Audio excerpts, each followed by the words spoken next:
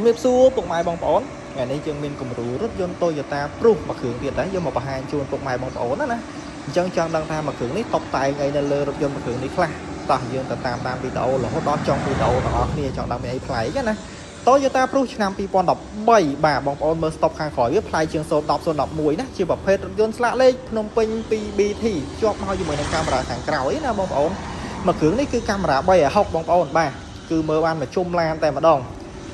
ហើយអីដែលពិសេសនោះគឺជាប្រភេទអេតាខាងក្នុងលឿងបងប្អូនណាបាទអត់សូវសបោទេយូរកាត់បានមួយគ្រឿងទេបាទលឿងទាំងស្បែកជាងទ្វារលឿងទាំងស្បែកពូកបាទលឿងទាំងតាប់ឡូបងប្អូនណាហើយស្បែកពូកគេគឺស្រៀនចេញពីរោងចក្រមកតែម្ដងបងប្អូនមួយគ្រឿងនេះណានេះបងប្អូនឃើញតាប់ឡូវាក៏លឿងដែរអញ្ចឹងបើកមកវារៀងភ្លឺជាងប្រភេទខាងក្នុងប្រភេទសនិងប្រភេទខ្មៅបាទហើយងាកទៅមើលខ្យល់ខ្យងបាតខាងក្រោមបងប្អូនបាទ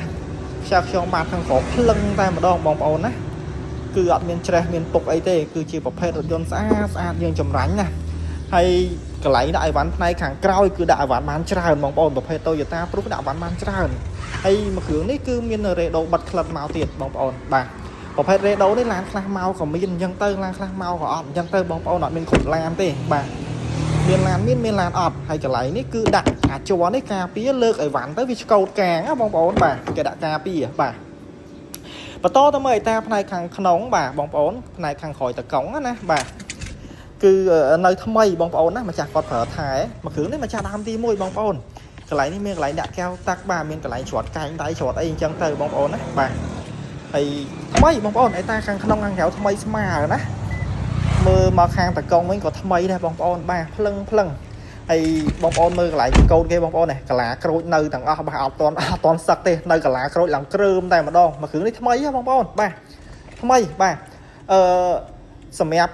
អេក្រង់វាគឺអេក្រង់ Android បងប្អូនបាទកាមេរ៉ា360បាទមើលឃើញមកជុំឡានមុខក្រោយឆ្វេងស្ដាំណាបងប្អូនណាមើលឃើញទាំងអស់បាទហើយច្បាស់ល្អបងប្អូនបាទវាបង្ហាញរូបភាពមកគឺច្បាស់ល្អមែនតើណាសម្រាប់រូបភាពវាបងប្អូនបង្ហាញមកទាំងផ្នែកខាងក្រោយគឺមានបន្ទាត់មានអីឲ្យយើងបន្ទាត់សុវត្ថិភាពឲ្យយើងអាយ៉ាណាបងប្អូនបាទពិសេសមែនតើណារូបភាពច្បាស់បងប្អូនអញ្ចឹងយើងងាយស្រួលណាបត់បែនអាយ៉ាក្រោយមើលឃើញមកជុំឡានអញ្ចឹងមានអា360ហ្នឹងគឺល្អបាទហើយអាចប្រើជាមួយនឹង YouTube បាទប្រើជាមួយ Google Map បាទប្រើបានច្រើនបងប្អូនប្រភេទនេះណាហើយ option មាន EV mode Eco mode ជាមួយ Power mode បាទមានសំចៃមានសម្រាប់លេខកម្លាំងបាទ Power mode យើងហៅថាលេខកម្លាំងចុះបាទសម្រាប់ឡើងវ៉ាជែងបងប្អូនបាទ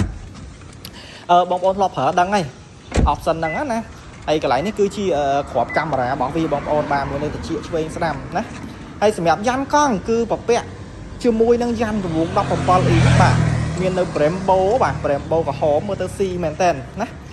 អញ្ចឹងលេងបានច្រើនសម្រាប់ចង្គៀងគឺជាគៀងកែវគុជបងប្អូនណានៅពេលថ្ងៃគឺសភនភាពបាទ